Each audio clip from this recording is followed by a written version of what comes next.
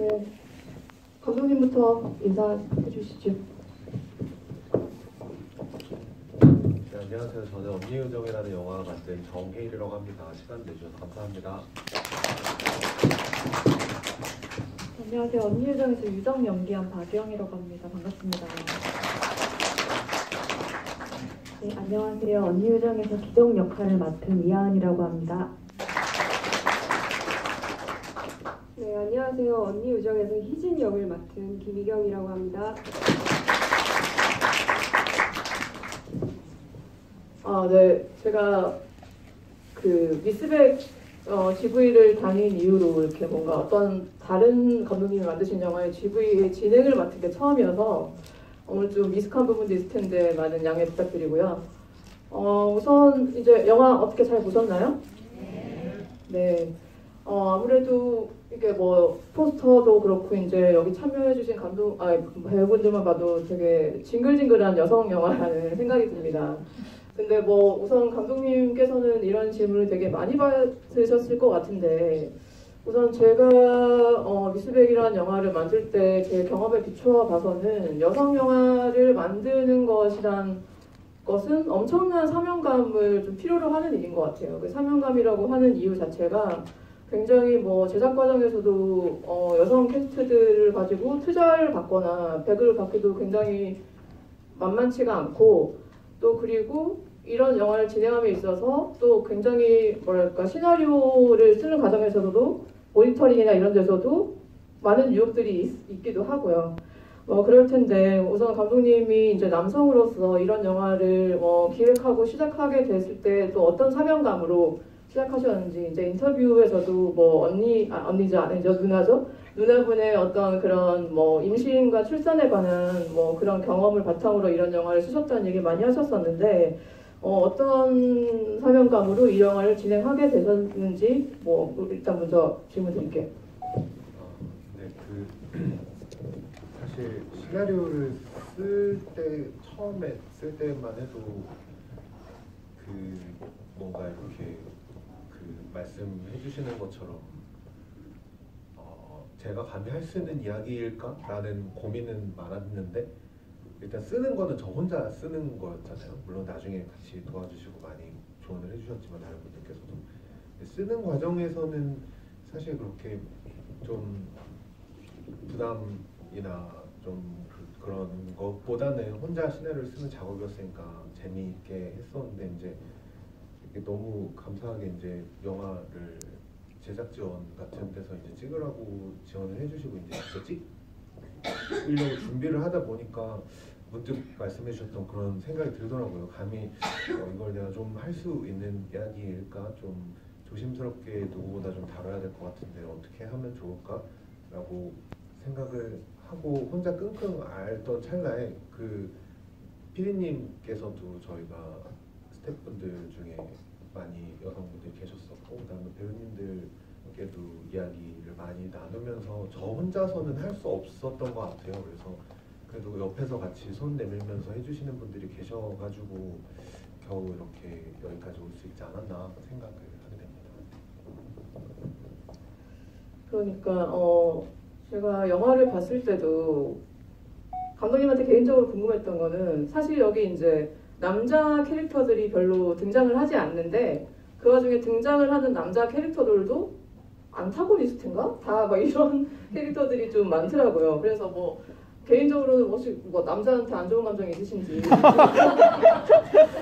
그런 것도 궁금했고 또 여성 캐릭터를 쓰면 있어서 저도 이제 뭐 미스백 때도 뭐 이희준 뭐 이런 캐릭터밖에 안 나오긴 했지만 그런 이희준 씨랑 얘기할 때도 사실 제가 여성으로서 제가 시나리오를 쓰는 걸 보고 뭐 배우분이 자기 남성으로서 이런 감정에 좀 뭔가 공감할 수 없다. 남성은 이렇게 행동하지 않는다. 이런 모니터링을 많이 받긴 했었거든요.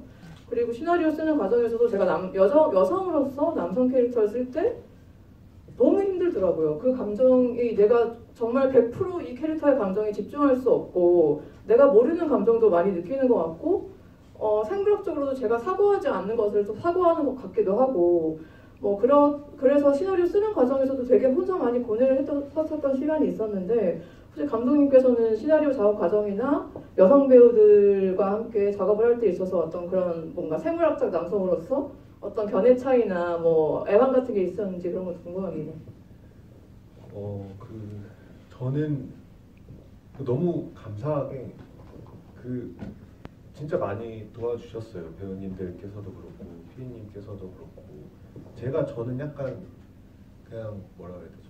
그냥 진심을 다해서 제가 하고 싶은 이야기를 하려고 노력하는 편이고 그냥 솔직하게 알면 안다, 모르면 모른다라고 이야기를 하고 이렇게 주변에 도움을 부탁하는 편이거든요. 필요한 순간이 오면은. 그래서 저 이렇게 혼자 밤에 끙끙 고민을 하다가 이제 그 다음날 사무실에 출근을 해서 이제 그 준비 단계를 하고 그럴 때 혼자 이렇게 끙끙 앓려고 했었던 편은 좀 적었었던 것 같아요. 그래서 일단 생각나는 대로 다 준비를 하고 시나리오 쓰기도 하고 이렇게 하면서 이게 과연 맞을까라고 이야기를 좀 많이 나누고 이거는 잘못된 거라고 했을 때 제가 생각해도 그런 부분은 이제 이야기를 들어보니까 납득이 되더라고요. 그러다 보니까 이제 자연스럽게 좀 고치게 된 것 같고 그리고 사실은 약간 그 여성 남성을 떠나서 제가 이 언니유정이라는 영화를 통해서 하고 싶었던 얘기가 좀 저는 심플하게 생각을 했었거든요. 그냥 내가 몰랐던 사람을 좀 잘 알 수 있게 되는 계기가 되는 영화였으면 좋겠다라고 생각을 해서 조금 더 용기를 낼 수 있지 않았나라고 생각을 합니다. 그 박예영 배우님이랑은 그 단편까지 합하면 세 작품인가요, 총? 세 작품 같이 작업하셨는데 이번에 언니 유정으로는 이제 아시는 분들 아시겠지만 윤색으로 크레딧이 올라가시잖아요. 그래서 사실 뭐랄까 배우님이 혹시 아시는지 모르겠지만 윤색이랑 타이틀 따기가 굉장히 힘들거든요. 그래서 저처럼 이제 감독에 데려가는 사람들이나 작가 지망생들도 윤색이랑 크레딧을 따내기 위해서 몇 년 동안 이제 뭐 동굴에 들어가서 시나리오를 쓰기도 하고 막 이런 작업을 하는데 아마 그러니까 제가 이 전에 들었던 질문에서 이게 뭐 비슷한 질문일 것 같아요. 이제 박예은 배우님이 도움을 많이 주셨다는 얘기를 들었고 시나리오 과정에서도 그 낙골 땅 앞인가요? 거기서 하는 나레이션들을 박예은 배우님이 직접 쓰셨다는 얘기도 들었는데 박예은 배우님이랑 감독님과의 작업은 어땠는지 배우님한테도 질문을 드리고 싶고 또 윤색이랑 크레딧을 올라갔을 때 어떤 기분이 드셨는지 그런 것도 좀 질문을 드리고 싶습니다. 일단 감독님하고는 인사단팀의 캡슐커피라는 단편에서 처음 만났고요. 그 다음에 더더더라는 단편 작업을 함께 했고 이번에 언니유정 세 번째 작품 같이 한 건데 그 과정에서 제가 감독님께 느꼈던 것은 좀 배우들을 믿어주신다는 느낌이 있었어요. 뭔가 대화를 나눌 때 감독님께서 이해가 안 되시면 끝까지 안 된다고 고집을 부리시고 저도 그걸 설득하는 과정에 서로가 있는데 그 토론하는 과정이 늘 마음이 열려있다는 느낌이 들어서 늘 우리의 얘기를 좀 경청해주고 계신다는 생각을 하고 있었고요. 그래서 언니유정 찍을 때에도 사실 촬영 때 뭐가 힘들었냐는 질문을 많이 받는데 촬영 때보다는 시나리오 얘기할 때가 훨씬 더 부딪히는 시간이 많았다고 좀 치열했던 시간으로 기억이 돼요. 그래서 이제 여기에 덧붙여서 말씀을 드리면 사실 처음부터 각 잡고 뭐 윤색에 올리겠다고 쓴다던가 제가 막 글을 쓰거나 그런 것은 아닌데요. 감독님께서 말씀해주신 것처럼 뭔가 이렇게 시나리오를 보여주시고 조금 어설프거나 어색하거나 조금 더 감이 됐으면 좋겠다 싶을 때 말씀을 드리면 그 과정이 늘 오고 갔었기 때문에 그리고 대사 같은 것들도 조금 감정선에 훨씬 더 와닿을 수 있게 좀 말씀을 드려왔던 것 같아요. 그런 것들을 좀 반영해 주셨던 게 아닐까. 그래서 영화제 때까지도 사실 크레딧에 그런 건 없었는데 나중에 다른 분을 통해서 알게 됐어요. 그래서 네 윤색에 올라갔구나 해서 다른 분을 통해서 감독님도 아니고 네 뭔가 감독님은 나중에 얘기를 이제 해주셨는데 먼저 오셨나요? 네, 이게 사실 허락을 받고 올려야 되나 어쩌나 생각이 많았었는데 사실 크레딧도 제가 만들었거든요. 네, 근데 만드는 과정에서 이제 감사한 마음을 담아서 올렸는데 이제 이게 한번 만들고 나면은 수정하기가 되게 힘들거든요. 그래서 이제 이거 말씀드려야 되나 말아야 되나. 허락을 안 해주실까봐. 네. 내가 윤색이야? 막 이러면서 윤색이 아니라 저기지? 막 이렇게 하실까봐. 뭐죠? 네. 색이 아니라. 뭐가 됐어요? 네. 그래서 그렇게 올려주셨다는 얘기 듣고 감독님 나름 마음을 표현하신 건가라는 생각을 했었습니다. 네. 네. 제가 시나리오를 이제 저희 이제 언니 유정 포스터에 미스백 제작진이라고 올라가시는 분께 시나리오를 받아서 어제 이게 오늘 GV 진행하기 전에 좀 읽어보고 왔었는데 사실 제가 좀 인상 깊었던 것은 이제 어쨌든 이 영화 자체가 이제 여러분들 오늘 보셨으니까 아시겠지만 굉장히 배우들의 얼굴에 얼굴과 그 배우들의 얼굴 사이의 공기에 집중을 하고 있는 영화라는 생각이 들었어요. 근데 사실 이런 작업 자체가 이제 뭐 감독과 배우의 굉장히 뭐랄까 끈끈한 유대감이나 깊은 어떤 이해나 혹은 그 감정의 뭐랄까요 공감이 없이는 이루어지기 힘든 작업이라는 생각이 들거든요. 그랬을 때 어제 시나리오를 읽어보니까 또 특이하게도 보통 이제 대사 이게 뭐 너 밥 먹었어? 아니 안 먹었어 이런 식으로 이제 이어지는데 점점점 이런 식으로 대사들이 다 이제 공기랑 그 배우들의 얼굴까지 계산하는 시나리오라는 생각이 들었어요. 근데 사실 이제 배우분들이 느끼셨을 때도 이 시나리오에 되게 여백이 많다고 느끼셨을 것 같고 그랬을 때는 이제 뭐 내가 이 부분을 어떻게 채워 넣어야 되는지 혹은 배우로서 어떻게 이 감독님과 이렇게 뭔가 교감을 해야 되는지 아마 저기 뭐 이하은 배우나 김희경 배우는 좀 이제 영화 작업이 좀 낯설기도 하고 그랬을 텐데 이 작업 과정에서 감독님과 어떤 뭐 교류가 있었는지 어떤 감정적인 그게 있었는지 좀 궁금합니다. 마이크가 그쪽에 없을 것 같네. 저도 네 기정이가 대본에 점점점이 많이 있다 보니까 그런 점들에 대해서 기정이의 그런 속마음들, 되게 속마음이랑 다른 말을 내뱉기도 하는 친구여서 그런 지점들을 그 이면들을 어떻게 할 수 있을까, 어떻게 그러니까 그런 보이지 않는 지점들을 감독님이랑 많이 이야기를 나눴던 것 같아요. 그 배우님들이랑도 이야기를 많이 나눴었고 언니가 아까 말씀해주신 것처럼 그 이전에 촬영 이전에 많이 만나면서 소통을 했던 게 기반으로 돼서 저도 뭔가 글에 대한 믿음이 있었고 그리고 이 배우님들이랑 감독님에 대한 믿음이 형성된 상태에서 현장에 딱 가게 돼서 그때부터는 뭔가 저희가 현장에서 막 많은 말을 하지 않아도 그냥 현장 그 공기 자체를 느끼면서 연기를 했었던 것 같습니다. 그러니까 감독님과 작업하시기 전에 촬영 전에 한 얼마 전부터 만나서 같이 뭔가 얘기를 하시고 하셨었나요? 하도 찍은 지 오래돼가지고. 그럼 김희경 배우님 어떠셨는지 좀 들어볼까요? 거의 촬영 들어가기 전에 한 달? 한두 달 정도였던 것 같은데 제 기억에는 되게 많이 촬영 전에 감독님이랑도 만나면서 시나리오에 대해서 한 씬 한 씬을 되게 세세하게 희진이의 감정에 대해서 많은 이야기를 했었던 것 같아요. 희진이도 어떻게 보면 다 알고 있지만 그 알고 있는 상태에서 뱉어내야 되는 표현들이 다르잖아요. 다르기 때문에 유정이한테 말하지 못하지만 또 표현해내고 싶고 말하고 싶은 이런 감정들을 좀 감독님이랑 같이 잡아가면서 정리를 했던 것 같아요. 그 영화를 이제 보게 되면 이제 감독님한테 질문 드릴 건데요. 그 사건의 그러니까 기정이 이제 임신을 이제 처음에 임신을 했다고 이게 모두가 오해하게 되고 그거를 이제 뭐 숨기고 뭐 하고 이제 막 약간 범죄에 가까운 행위를 하게 되는 그 사건에 인과나 뭐 세부를 드러내는 일을 좀 자제하고 그게 이 영화가 얘기하고 싶은 것은 이 사건이 어떻게 일어나고 왜 그랬는지가 중요한 게 아니라 이 사건을 둘러싼 뭔가 사람들의 감정선 그리고 언니와 기정의 감정선 이것들이 중요하고 사건이 사실 이래서 이렇게 일어나게 된 거는 중요하지 않습니다라고 좀 말하는 태도가 영화에서 전반적으로 묻어났거든요.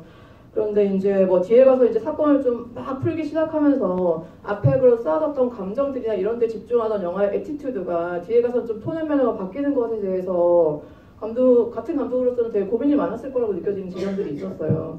편집실에서도 좀 설왕설래가 오갔을 것 같다는 생각이 들기도 하고, 예를 들면은 이제 그 화장실에서 영화 후반부에 사건의 전말이 이제 드러나게 되는 씬 같은 경우에는 사실 이제 영화를 이렇게 보고 있다가 그냥 훅 지나갔을 때는 그래서 저게 기정이가 사실은 나왔다는 건지, 혹은 희진이가 사실은 그게 나왔다는 건지 모르고 지나가는 관객들도 좀 있으실 것 같다는 생각이 드는 편집이긴 하더라고요. 그래서 이 부분에 대해서도 굉장히 좀 말이 많이 있었을 것 같은데, 이럴 때 이제 감독님은 어떤 고민이 있으셨고, 또 이렇게 어떻게 좀 이 완성본이 오기까지 어떤 과정이 있으셨는지 궁금합니다.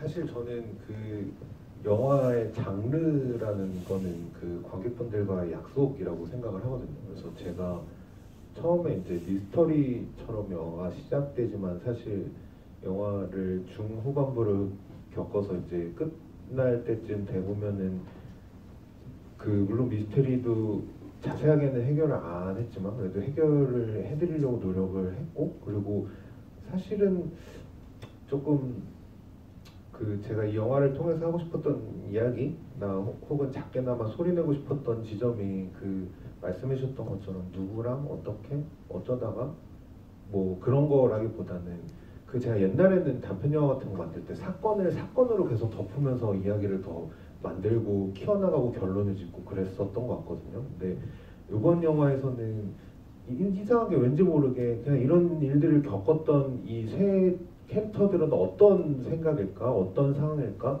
어떤 궁금증과 어떤 의문을 가지고 있을까 계속 좀 인물에 대해서 더 생각을 했었던 것 같아요. 그래서 시나리오를 쓸 때도 그렇고 편집을 할 때도 그렇고 사실 좀 많이 걱정되긴 했거든요.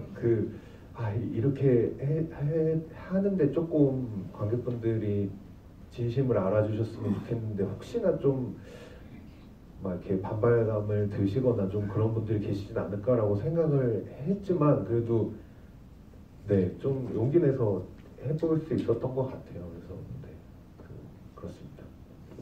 제가 뒤에서 듣기로는 그 화장실 씬도 좀 타이트하게 확실히 희진이가 나은 게 맞습니다 라고 했던 컷도 있었다고 들었는데, 그거는 어떤 계기로 삭제를 하시게 된 건지.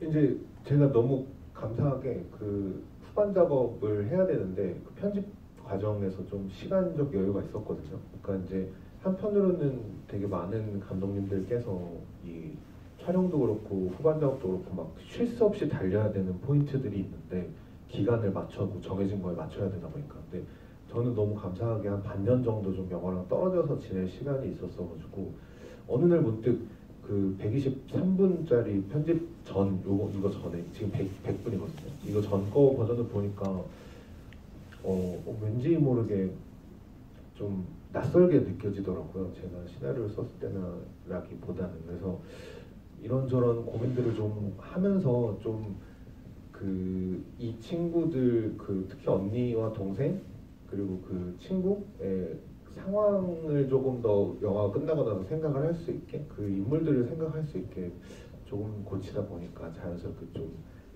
이렇게 덜어내게 됐었던 것 같아요.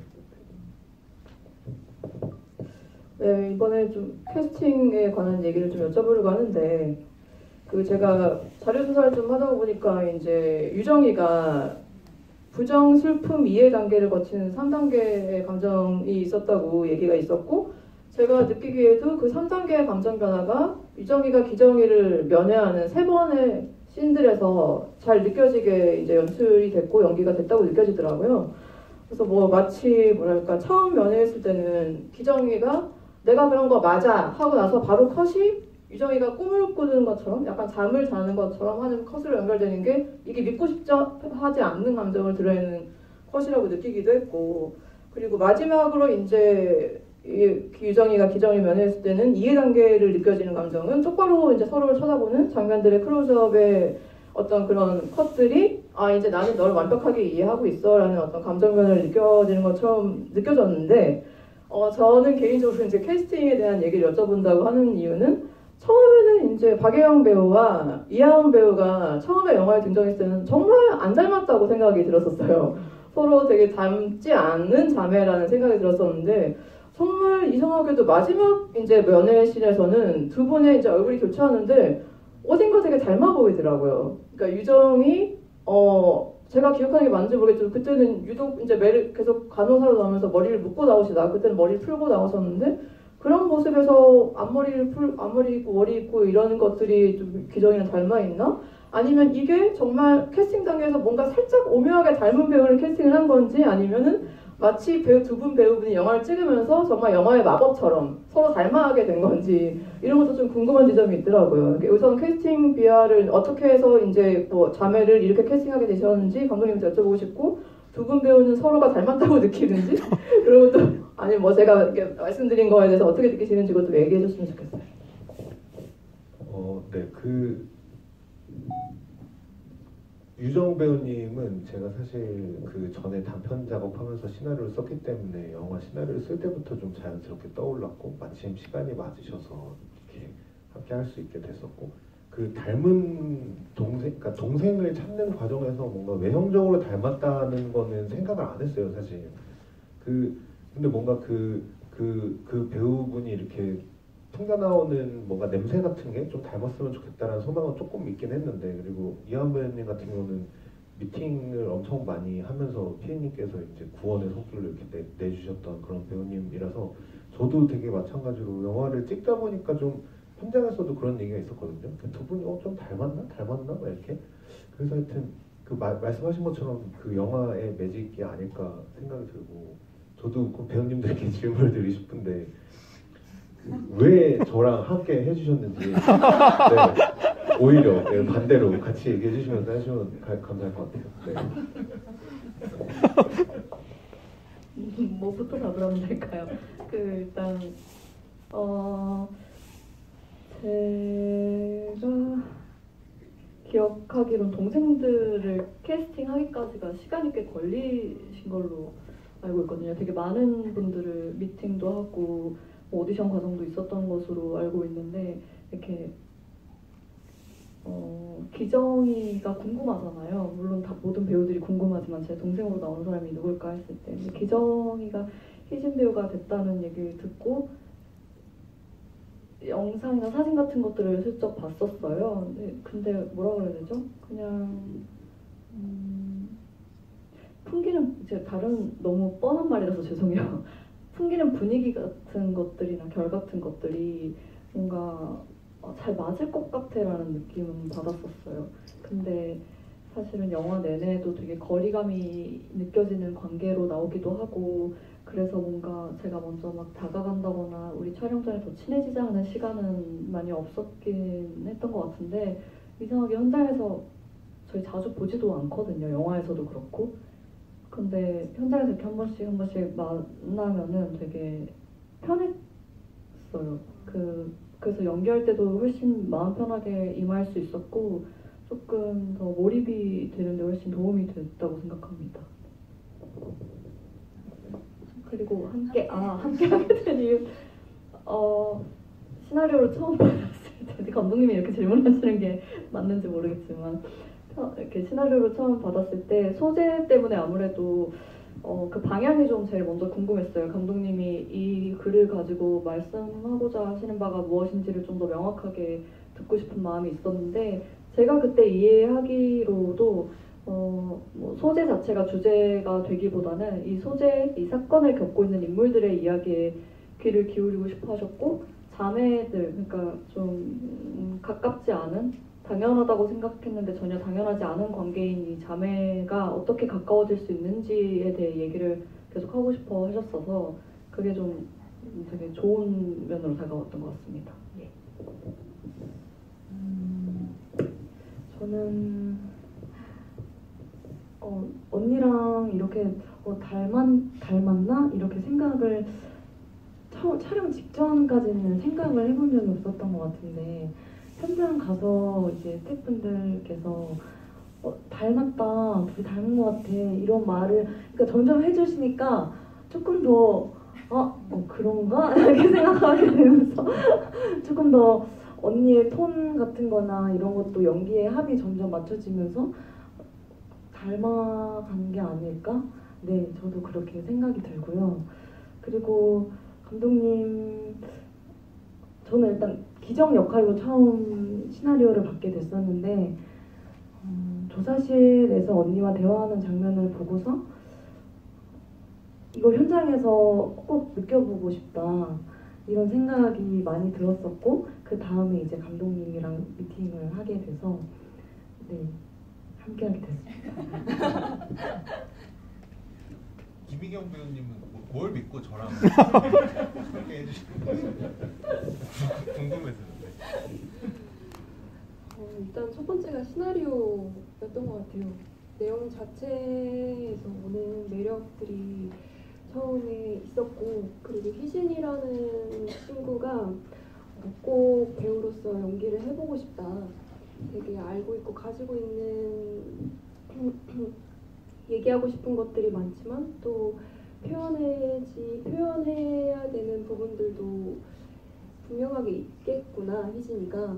그런 것들을 제가 연기를 해보고 싶었고, 또 어떻게 보면 일상적인 가족에 대해서 어느 누구나 다 어떻게 보면 공감하실 수 있는 내용이잖아요. 그런 이야기를 할 수 있는 영화에 참여를 꼭 해보고 싶다라는 생각이 있었어서, 그리고 또 마침 감독님께서 제안을 해주셔서 함께 했었던 것 같습니다. 네. 감사합니다. 만족하셨나요, 감독님? 궁금해가지고. 처음 여쭤보고 처음 물어보고 네. 처음 대답하는 그렇군요. 네. 저는 이제 뭐 이한 배우님과 김희경 배우님한테 또 드리고 싶은 질문이 있는데, 사실 이제 이게 사건의 전말을 다 이제 후반부에 가서 알게 되면은 이제 뭐 기정과 희진이가 사실 그렇게 왜 숨겨야만 했을까 이런 생각이 드는 지점들도 있을 것 같아요. 뭐 예를 들면 저는 이렇게 수갑을 차는 손을 이렇게 수갑을 처음 찰 때와 수갑 찬 손을 이렇게 언니 앞에서 탁 내려놓고 밑으로 숨기는 이런 컷들이 있는데, 그때 이제 뭐 감독님께서 의도하신 건지 모르겠지만 굉장한 수갑의 무게감이 느껴지는 컷이라고 생각을 했거든요. 사실 저렇게 어린 여고생이 이런 차가운 수갑이 자기 손에 차졌을 때와 그거의 무게감을 느꼈을 때는 사실대로 얘기하고 싶은 순간도 있지 않았을까? 사실은 내가 아니야. 무서워서 도망치고 싶거나 이런 순간도 있었을 것 같은데, 사실 이제 배우가 연기할 때는 시나리오에 써진 감정도 있지만 배우 본인이 사실은 이때는 얘기하고 싶었는데 한번 숨긴다거나 뭐 이런 순간들도 있었을 것 같아요.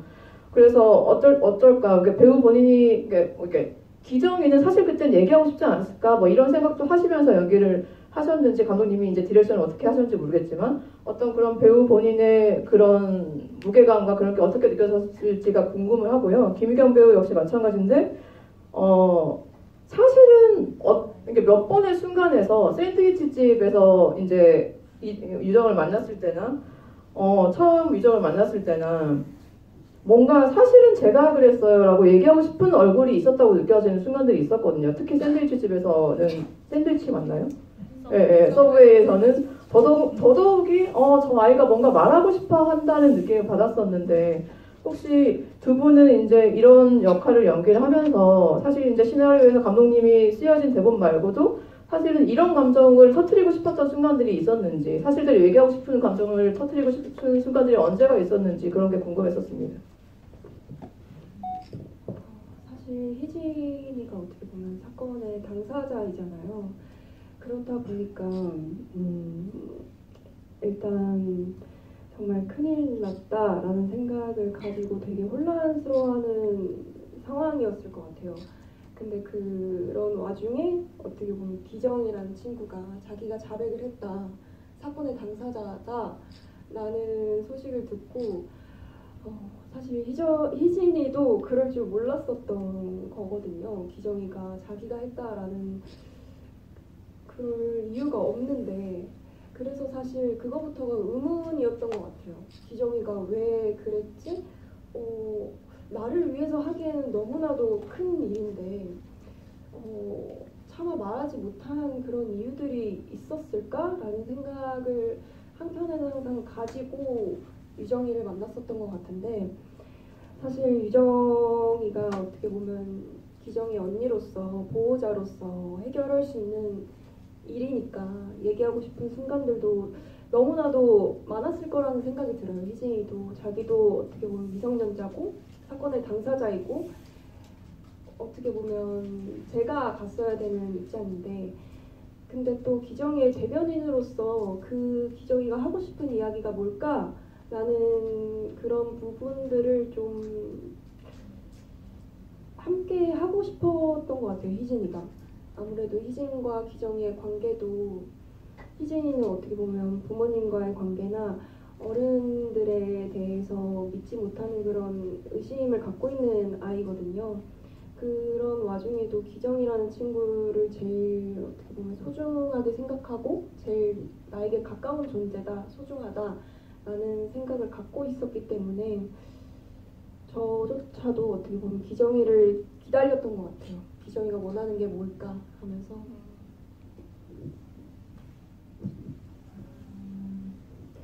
저는 일단 기정이가 정말 표현을 안 하는 친구이기도 하고 표현에 대해서 되게 서툰 친구이기 때문에 저도 기정이를 이해하는 데까지 조금 시간이 오래 걸렸던 것 같아요. 현장에 들어가기 전에 저와 또 성격이 다르기도 하고 다른 면이 분명히 있고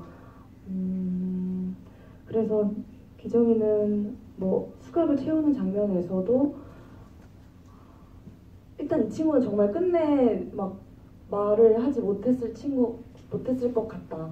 언니가 그렇게 딱 정말 안아주기 전까지 말을 못했을 것 같다. 이런 생각이 들면서, 하지만 정말 그 상황에서는 그 압박감 같은 것들이 분명히 존재했을 것이고, 하지만 표현을 잘 하지 않는데 그 와중에 그런 그 내면들을 어떻게 복잡한 내면들을 슬쩍슬쩍 튀어나오게 하면서 연기를 할 수 있을까, 이런 것들에 대해서 고민을 많이 했었던 것 같고요.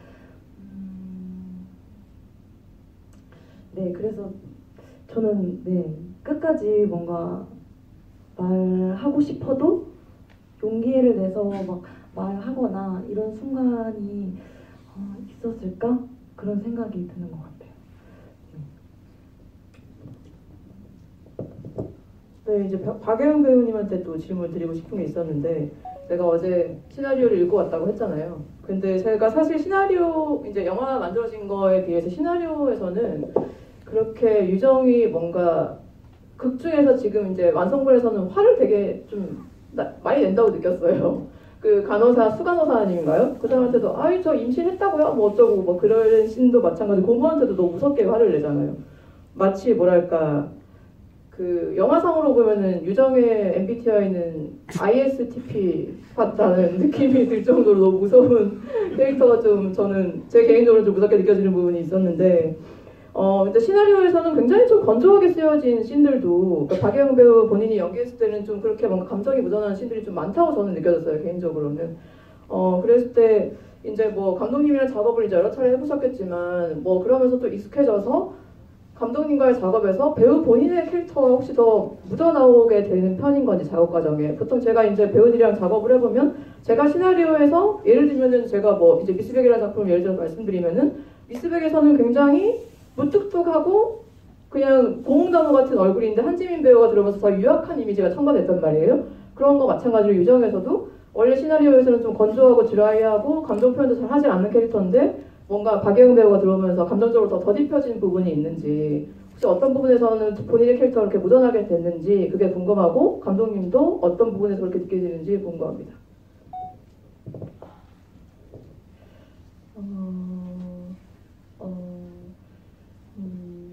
사실 시나리오를 처음 읽었을 때 혹은 나중에 이제 탈고가 되고 완고로 리딩을 하게 됐을 때도 이건 조금 몸이 건조하니까 덧붙여야겠다라는 마음으로 임하지는 않았던 것 같아요. 그냥 처음부터 끝까지 소설처럼 그 시나리오를 읽을 때에도 유정의 감정선을 그냥 마치 뭐라 그러죠? 젠가 쌓듯이 그 위에 하나를 얹어보고 그 다음에 이 모양의 젠가가 올라가려면 지금은 이게 있어야 될까? 약간 이런 식이었던 것 같아요. 그래서 쭉 감정선을 최대한 매끄럽고 자연스럽게 관객분들이 최대한 따라와 주실 수 있게 최선을 다했던 것 같은데 화를 내던 장면들은 지금 곱씹어 보면 유정이 또 사실은 기정이만큼 표현을 못하고 살다가 이 사건을 맞닥뜨리고 동생이 아니었으면 이 정도로 표현하고 살지 않았을 것 같은데 믿고 있던 너무 알아서 잘해주고 있어서 좀 그래도 한결 낫다라고 생각하고 있던 동생이 말을 안 하다가 자기가 그런 게 맞다고 해버리니까 이제 돌아버리는 거죠.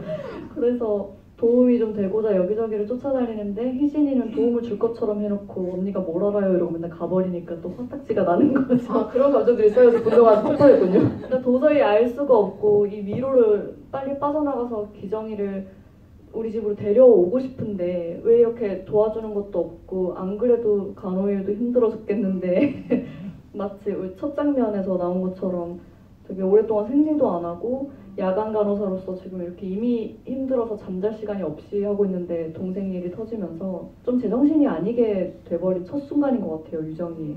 그래서 기정이도 그렇고 말을 왜 끝까지 안 하게 됐는가라는 질문을 저 혼자서 또 생각을 해보면 유정이랑 기정이랑 다 이런 비슷한 시간들을 겪고 난 다음에 부작용 같은 결과물의 시간을 맞이한 순간이 영화에 담긴 거 아닐까? 뭐 이런 생각도 했던 것 같아요.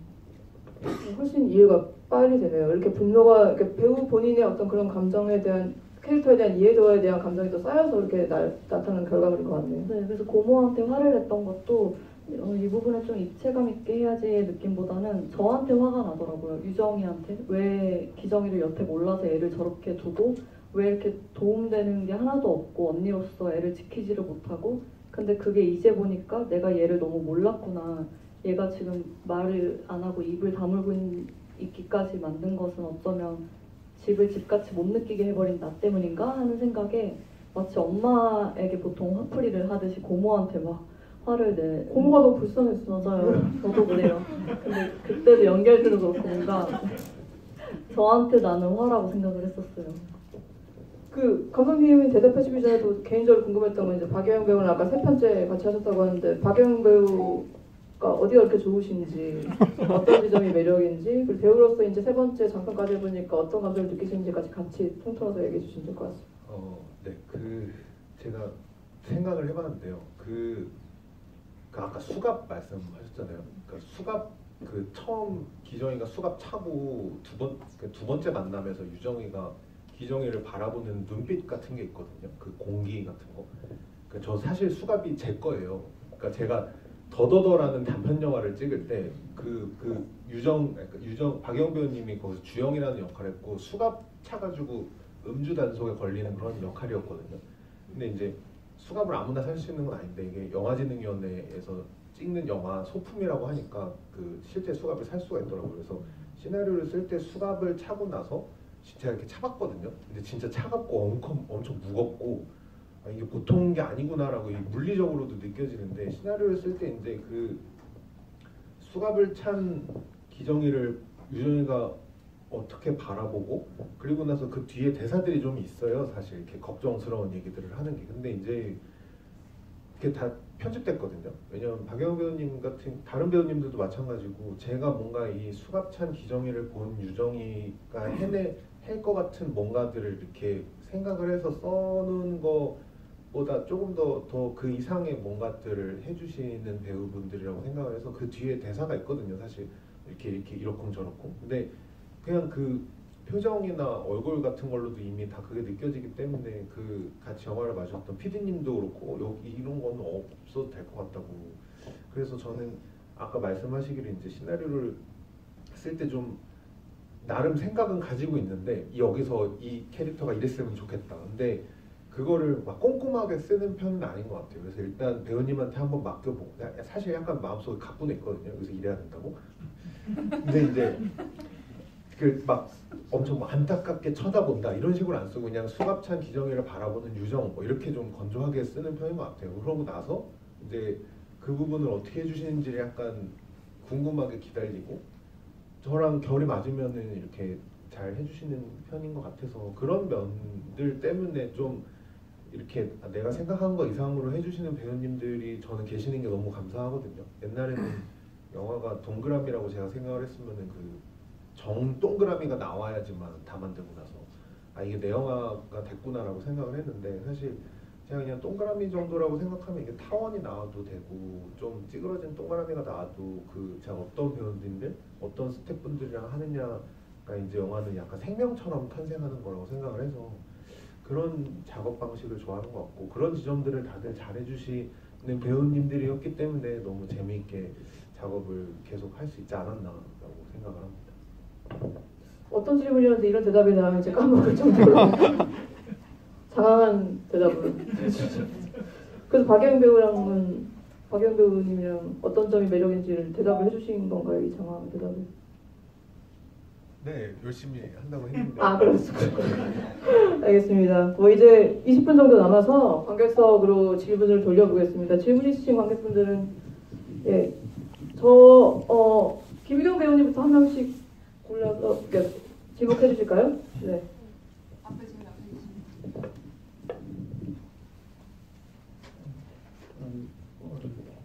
연부터 TV만 6번째 참석하는 건데요. 지금은 오늘은 이제 두 분께 질문 드리고 싶은데 제가 영화에서 좋아하는 장면이 혜진이랑 기장이 둘이 킥보드 타고 이렇게 열심히 달리는 장면, 기장이 이렇게 열심히 이렇게 밝게 웃을 수 있는 그런 모습을 볼 수 있는 장면이라서 되게 좋아하는데 이게 감독님이 저 시작에서도 이렇게 도로를 통제하고 영화를 촬영하시는 그런 걸 해보셨기 때문에 이것도 뭐 이렇게 힘들게 하진 않았을 것 같은데 그 짧은 씬을 촬영하면서 뭐 그래도 길게는 이렇게 교통 통제를 하지 못하는 그런 상황에서 빨리 찍어야 되는 그런 상황이면은 원래 시나리오에는 부분이 구체적인 그 대화 내용이 없었다고 즉석에서 만들으셔가지고 하셨다고 그랬는데 이게 안 맞아서 뭐 이렇게 틀리거나 그래서 NG가 났다거나 그래서 그런 장면이 그런 시간이 있었는지 그 도로를 통제하려면 이렇게 관할기관에 그렇게 허가 같은 거를 갖고 이렇게 촬영을 해야 되는 건지 그런 게 어려움이 없으셨는지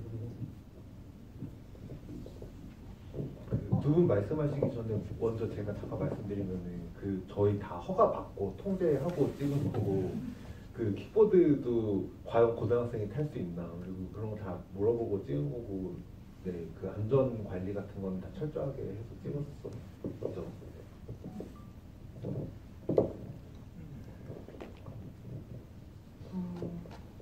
네, 그 장면 찍을 때 대사가 정해져 있는 게 없었고 그리고 희진이랑 그때 기정이랑 희진이가 할 법한 말들이 뭐가 있을까 이런 것들도 희진이랑 얘기를 나누면서 진짜 자유롭게 찍었던 것 같아요. 그 매 테이크마다 다르게 연기하면서 되게 정말 즉흥적으로 저희가 네, 찍게 됐었던 것 같습니다. 네, 좀 답이 되셨을까요? 뭔가 그 순간이 되게 뭔가 배우로서도 그렇고 희진이랑 기정이 되게 해방감을 만끽했던 순간이었던 것 같아요. 그래서 저도 그냥 그 순간 킥보드 재밌게 타면서 들뜨게 되게 뭔가 이곳을 벗어나서 기정이랑 같이 그냥 부산 가고 싶고 놀러 가고 싶은 이런 마음들을 기정이랑 재밌게 얘기 나누면서 계속 핑퐁핑퐁 하면서 대사를 그냥 막힘없이 나왔던 것 같아요. 그 순간 그 감정이 저도 너무 재밌었고 그런 게 아마 자연스럽게 담아내지 않았나 싶습니다. 네, 다음 질문 받겠습니다. 기정이가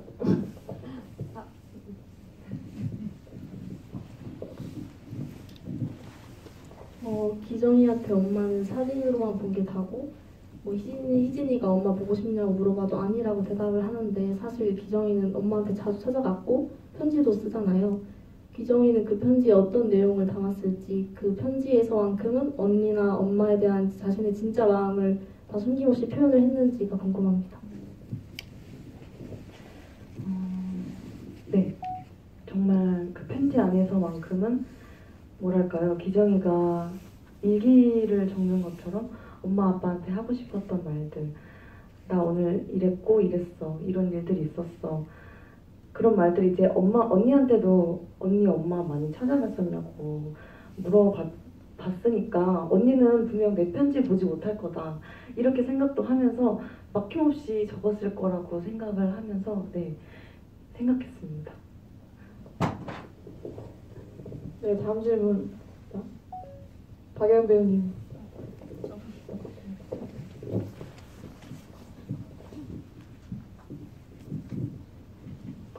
안녕하세요.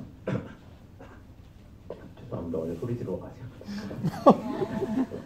네, 좀. 감독님께 제목.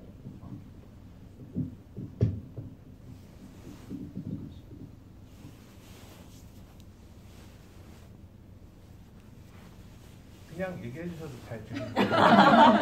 감독님께 제목 관련해서 여쭤보는데 저는 포스터를 처음 봤는데 무슨 내용이지 하면서 언니, 유정 이렇게 무의식적으로 단어를 하나하나 이렇게 끊어 있더라고요. 근데 이제 영화를 보고 나니까 그 두 단어를 비로소 결합해서 어느새 제가 읽고 있더라고요. 언니. 그렇지 유정이는 언니지 엄마가 아니라. 제가 제목이 좀 하고 느꼈는데 그래서 이 이야기 쓰실 때 처음부터 이 작품의 제목도 후보 있었는지 여쭤보고 싶습니다. 사실 저는 단편 영화들 지금까지 작업했던 것도 그렇고 이렇게 쓰기로 결심을 하고 처음으로 한글 파일 저장을 해야 되는 순간이 오거든요. 그때 이 영화를 떠올리면서 제목을 짓는 편인데 그게 안 바뀌는 편인 것 같아요. 영화를 완성할 때까지. 그래서 처음에 쓸 때부터 캐릭터 이름 정해놨었으니까 유정, 기정으로 언니 유정이었으면 좋겠다라는 게 네, 말씀이고요. 그리고 제가 GV를 하면서 조금 사실 솔직하게 말씀드리면은 많은 관객분들께서 말씀해 주시기를 이 영화를 통해서야 이제서야 정말 유정이가 언니가 됐다라고 말씀을 해 주시더라고요. 보고 나니까. 그래서 그렇게까지 생각을 해주셔서 너무 감사하다라고 생각을 하고 있는 편인 것 같아요. 그래서 네, 그렇습니다. 다음 질문.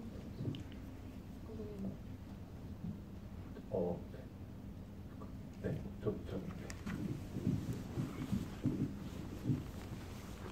이제 사건에 대한 회상씬이 나올 때 기정이가 이제 언니에게 전화를 하려는 걸 이제 희진이가 막았었잖아요. 근데 거기서 이제 희진이의 마음이 단순히 이제 외동이어서 언니에 대한 믿음, 가족에 대한 믿음이 부족해서였는지 아니면 다른 마음이 있었는지 감독님의 생각과 또 연기하신 배우님의 생각이 궁금합니다. 저는 일단 그 일들을 겪은 친구들이 정말 그 순간에 이렇게 어떻게 해야 될지 몰랐을 거라고 생각이 들었고요. 그래서 일단은 누군가한테 연락을 하거나 그러는 거는 못했을 것 같다라고 그냥 심플하게 생각했던 것 같아요.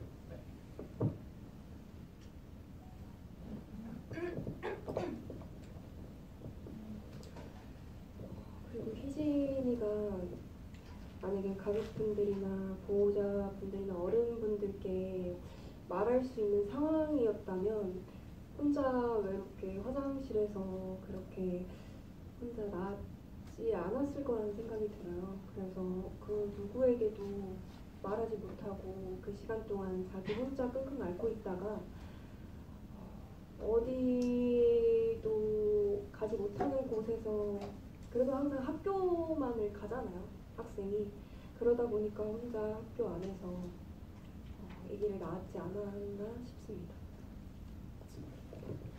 근데 저 감독님께 한번 감독님이 계시니까 여쭤보고 싶은 게 있는데 사실 아까 킥보드 씬 말씀해 주셨잖아요. 제가 그 킥보드 씬을 시나리오에 정말 2줄인가 3줄로 되게 간단하게 써놨거든요. 그러니까 아무도 없는 밤거리를 두 소녀가 해맑게 달린다 이런 식으로 써놨는데 그 준비하는 과정이 말씀하셨던 것처럼 통제가 되는 도로가 어디인지부터 여기 피디님 계시는데 통제가 되는 도로가 어디인지 감독이 원하는 느낌의 도로는 어디인지 그리고 킥보드를 또 실제 빌려온 거거든요. 그래서 저 지역에서 움직일 수 있는 킥보드를 찾으셔가지고 또 허가를 받아서 막 나중에 보니까 막 스타렉스에 막 꾸겨 넣어가지고 막 5대 6대를 막 가지고 오고 하시고 하여튼 엄청 고생을 하면서 찍었거든요. 제가 2줄 써놓은 거에 비해서. 근데 그럼 감독님께서는 그렇게 내가 써놓은 시나리오를 위해서 스태프들이 생각보다 너무 고생을 해주실 때 어떤 기분이신지 그냥 네, 궁금해요. 그냥 개인적으로 저는 보면서 너무 미안했거든요, 진짜. 어떤 기분? 감사하죠. 사실 저는 좀 이제 저는 뭐랄까 죄송하지만 이렇게 독립 영화를 거치지 않고 바로 이제 상업 영화 연출부도 상업 영화 했었고 데뷔도 상업 영화만 지금 3편째인데 상업 영화를 하고 있는데 사실 그런 생각이 가끔 참담하게 들 때도 있어요. 내가 그냥 너무 이제 이 씬을 빨리 뭐가 쓰고 지나가려고 몇 줄을 썼을 뿐인데 그게 어마어마한 돈과 그쵸. 어마어마한 시간과 어마어마한 공정이 필요한 일이라는 생각이 들었을 때는 이제 좀 그런 걸 이제 프로덕션 들어가서 알게 됐을 때는 황급히 지워버리기도 하죠. 이게 좀 많은 공정이 들어간다 싶으면 빨리 지워버리기도 하는데 그래도 뭔가 꼭 사수해야 될 것 같다는 씬 같은 경우는 사수를 하는 편인데 제 생각에 그 킥보드 씬은 기정의 감정과 희진의 감정을 이해하기 위해서는 꼭 필요한 씬이라서 감독님이 잘 버티셨다고 생각이 듭니다. 네. 한 10분 정도, 8분 정도 남은 것 같은데 또 나머지 질문 받아볼게요. 네.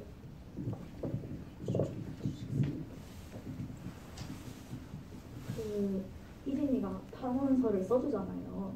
그 탐험서에 기정이는 남을 생각하는 친구라고 얘기를 하는데 그래서 더 궁금했던 건데 그러니까 이게 기정이가 겪는 모든 일이 시작이 어쨌든 간에 본인이 얘기를 하는 것에서 시작을 하잖아요. 그래서 약간 자기 얘기를 잘 안 하던 사람 같은데 자기 얘기라고 자기 일이 것이 아닌데도 이렇게 얘기를 하게 되는 그 인물의 전사가 조금 궁금했어요.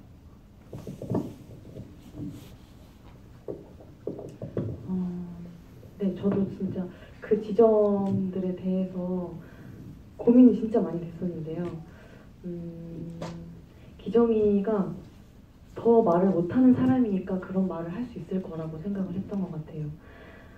그만큼 참아오고 쌓여왔던 시간들, 말 못하고 혼자 끙끙 앓아왔던 시간들, 어쩌면 남도 생각하면서 희진이도 분명히 그 안에 이유 중에 하나로 생각을 했을 것이고 어떤 그 생명에 대한, 그 아기에 대한 생각도 했을 것이고 그리고 정말 그 18살이라는 그 격동기라는 것이 일단 제일 크게 생각을 했었고요.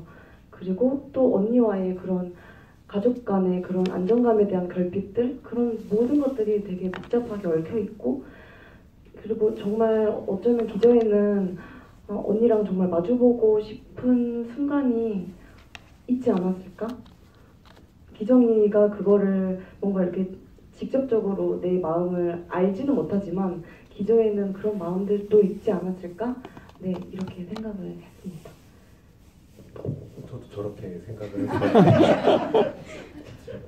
근데 농담이 아니라 진짜 비슷하게 생각을 하고 제가 사실 뭐 이 질문뿐만이 아니고 사실 그 제가 생각한 씬들을 이제 촬영하기 전날에 정리를 해서 배우님들께 카톡으로 보내드렸었거든요. 근데 이런 얘기들도 들었었던 것 같고 근데 사실 지금 와서 생각하면 앞으로 절대 안 하는 거라고 이 요즘에 카톡 보낸 거를 이제 위로 올리면 이제 촬영 전날에 제가 막 저는 이 씬을 이렇게 생각하면 보니까 막 이불을 차고 싶어가지고 이게 감독님 혹시 어떻게 전날 배우님들과 이렇게 뭐 전화를 하시나요? 저는 이제 뭐 늘 촬영이 있을 때마다 그러진 않고 다음날 찍은 씬이 저한테 굉장히 소중하거나 혹은 뭐 배우들이 감정적으로 좀 이렇게 뭔가 어려움을 겪을 만한 씬이거나 할 때는 노래 같은 걸 보내주기도 하고 음악 같은 걸 보내주기도 하고 이 씬에서 제가 이런 시나리오 쓸 때 이런 감정을 느끼면서 이렇게 썼다.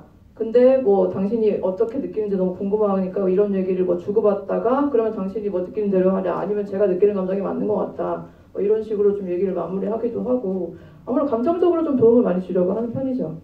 자꾸 왜 제가 대답을 하고 있는지 모르겠지만 네, 질문 또 마저 받아보겠습니다. 네, 맨 뒤에 계신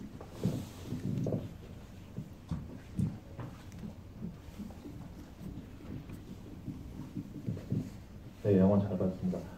두 분한테 질문 드릴 건데요. 그 두 친구가 굉장히 절친이잖아요. 근데 캐스팅 됐을 때는 뭐 어떤 친분이 없었을 것 같은데 그 친해지는 과정에 있어서 에피소드가 어떤 게 있는지 궁금하고요.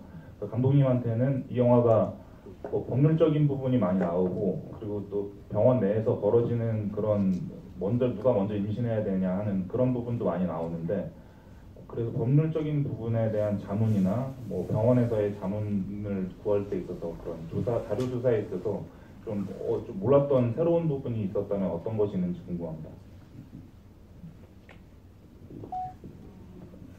저희 이경 배우라는 일단 처음 제가 빠른이긴 하지만 그래도 일단 친구 역할을 저희가 정말 친한 친구 역할을 맡게 됐으니 우리 친구를 해보자 해가지고 친구 사이가 딱 바로 됐었고 그 이후로부터 급속도로 빨리 친해진 것 같아요. 이경 배우 개그 코드가 저랑 너무 잘 맞아가지고 제가 뭐 하는 말마다 자지러지게 웃어가지고 네 이경 색깔이 궁금합니다. 저도 사실 이번 작품을 통해서 한 친구를 알게 됐는데 아무래도 이 현장에서 선배님들이 많거나 되게 어린 친구들이 많았었는데 동갑내기 친구들이 많이 있지는 않았어요, 현장에서. 그래서 유독 반가웠던 것 같아요. 동갑내기 친구가 함께 촬영을 할 수 있게 됐구나. 그러다 보니까 제가 좀 더 하은이한테 되게 부담되지 않은 선에서 다가가면서 되게 친해졌던 것 같아요. 그래도 하은이가 되게 반갑게 받아주고 또 같이 이야기도 많이 나누고 짧은 시간이지만 되게 밀도 있게 서로에 대해서 많은 이야기를 막힘없이 공유하고 이야기하다 보니까 그런 점들이 영화 내에서도 진짜 친한 친구처럼 나오지 않았나 싶습니다.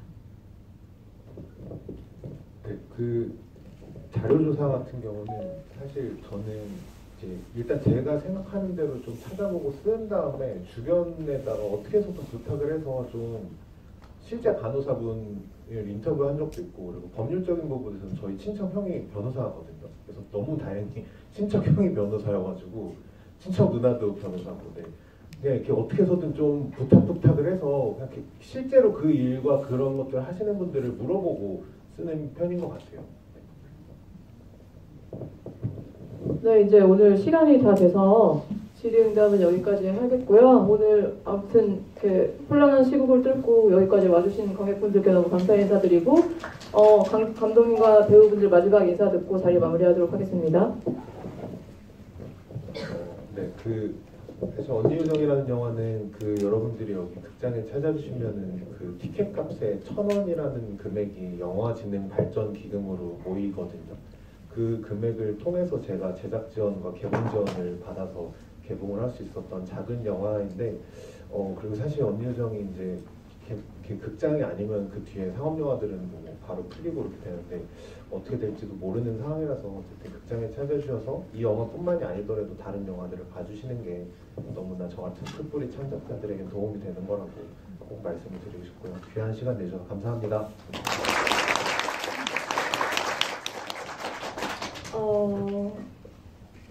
요즘 들어 좀 느끼는 건데 화장실 장면에 되게 궁금증들이 많이 생기시고 또 의문도 생기시고 질문이 많은 것 같아요. 근데 그 장면에서 어쨌든 제가 조금 주목하고 싶은 것은 언니에게 전화하고 싶었지만 하지 못했던 기정이의 순간이라고 생각하거든요. 뭔가 가족 간의 관계라던가 가족이 아니더라도 나에게 소중한 사람에게 의지를 건강히 잘하고 있는지 좀 나의 안부와 그의 안부를 궁금해하고 살고 있는지 이런 물음표가 조금이라도 생기셨다면 집에 가서 가족분들하고 손 한번 잡고 다시 한번 가셔도 좋을 것 같고요. 주변에도 얘기거리 많이 던지는 영화가 되었기를 바랍니다. 오늘 와주셔서 진심으로 감사합니다.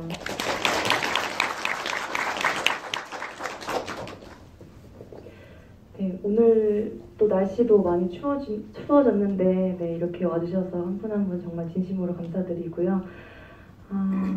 저도 영화 보고 나서 저희 친언니가 생각이 나더라고요. 가까운 이번 시간을 통해서 뭔가 가까운 지인분들이나 가까운 사람들 얼굴이 한 번씩 네, 떠올랐으면 그것만으로도 저는 오늘 네, 성공했다 이렇게 생각이 들고요. 네, 친구들이랑 이렇게 영화 이야기 나누는 것도 좋아하는데 네, 많이 홍보해 주시면 정말 감사하겠습니다. 네, 오늘 일단 정말 소중한 주말에 저희 영화를 보러 와주셔서 정말 너무 감사드리고요.